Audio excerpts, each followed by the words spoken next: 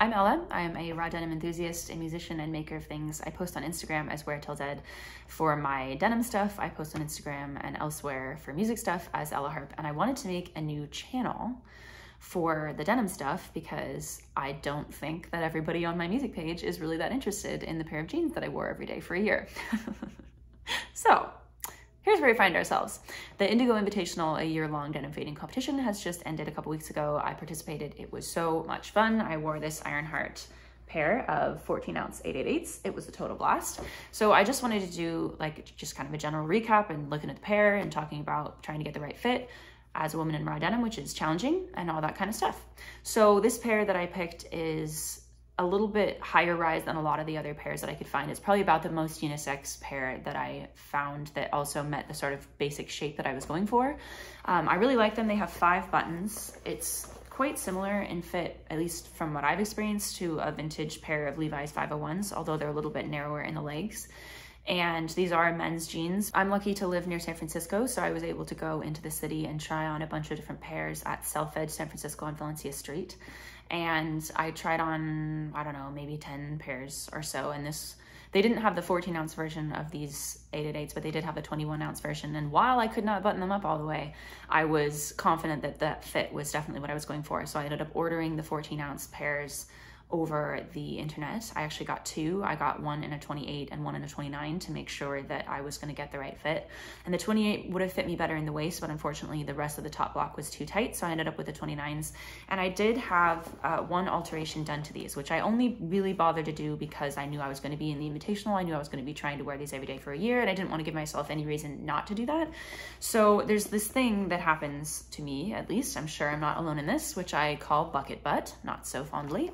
And it's where the back waistband of your jeans, when you're leaning forward or moving about, what have you, is just too big.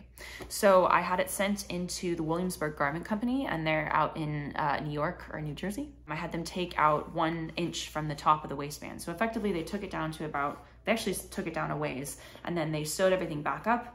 And then they made the top section here tighter than it was previously, which made a world of difference. I do have another pair of these jeans that I got on Grailed at one point that I didn't have this issue with. I wouldn't have needed to have taken that in, or I wouldn't have bothered taking it in because it wasn't nearly as extreme, which is one of the reasons why it's great if you have the opportunity to try on a lot of different pairs, because just a ½ inch difference in the way that a particular pair is cut can really affect the way that it fits. So best advice if you're a woman trying to get into raw denim is, if possible, try and get yourself to a store that sells raw denim, try on as many pairs as possible and see what fits you the best. I wore these jeans almost every day. There were some days where I had musical performances where I wanted to wear something different. And I also had a couple days when I was traveling in the summer where it was balls ass hot, and I opted not to wear them. I probably could have missed about a month, but I did wear them for the bulk of it. So much more than 300 wears, probably 340 so wears, I would guess. And they held up pretty darn well. I also wash my jeans a lot, which is somewhat contentious. So I wash these once or twice a month, which means 19 washes is their end all total in the year. And that number is horrifying to a lot of you, I'm sure. I just don't really like having dirty feeling jeans, and they always feel better to me when they come out of the washer and dryer, which is another thing. I wash and dry my jeans like a monster. I wash them on hot, I dry them on hot. I put a splash of bleach in the washing machine. I am a horrible purist and they don't even look like shit. So I'm gonna do another post at some point about washing and drying and how I do all of that. So you guys can leave me hate mail on that one. You can wash your jeans. You can also not wash your jeans. I really don't mind. The repairs that I did do were pretty minor overall. There was some loose stitching on this patch back here. So I stitched it up with some silk thread because I thought it looked pretty. And then around month 5 or so, I started noticing some fraying that was going around in the general crotch area. So I started out just kind of preemptively repairing that. Never ended up with any actual holes because I repaired them before that occurred, but they started to kind of start fraying in the fabric as well. So I got some poly top stitching thread, Gutermann, and I just stitched around what I thought was going to be the areas that were about to fail. I went with a sunshine theme because sunshine, for where the sun don't shine.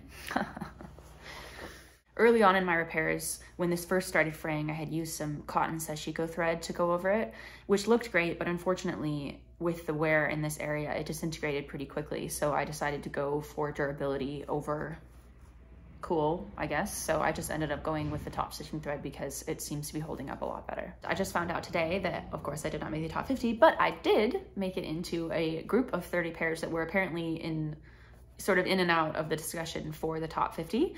So I'm tied with 30 other people for 51st place, and I feel pretty good about that. Without a doubt, the best thing that came out of being part of this amazing year-long project for me was not only having an awesome pair of jeans that looks really cool, that I love, that tells the story of the year that I spent in them, but also like the community is really cool. Like the denim community is really cool. Like other than the fist fights that you'll get in talking to people about whether or not to wash your jeans, like it's a pretty sick space. Everybody's really nice, and except for the ones that aren't. So many cool people. It's so amazing to watch everybody's progress and see people all over the world that are part of this singular goal of just seeing how sick they can make their jeans in a year. So I really do recommend it if you have doubts, or if you're on the fence, or if you want to try it. Just buy a pair of jeans and give it a go. See if you can do it. Kind of like a personal challenge. I'm already getting excited for the next Invitational to start at the end of the year. I'm planning on making a pair of my own jeans, which is probably going to be very difficult. I've been trying to make shorts recently because you're wasting less fabric making shorts, and jeans fitment is really hard. So I'm hoping that I can make a pair that I like enough to want to wear for a year. We will see how that goes. Regardless, I had an awesome time this year. Super grateful for everybody that I got to meet. And yeah. I guess that's all I'm gonna say. Thanks for watching.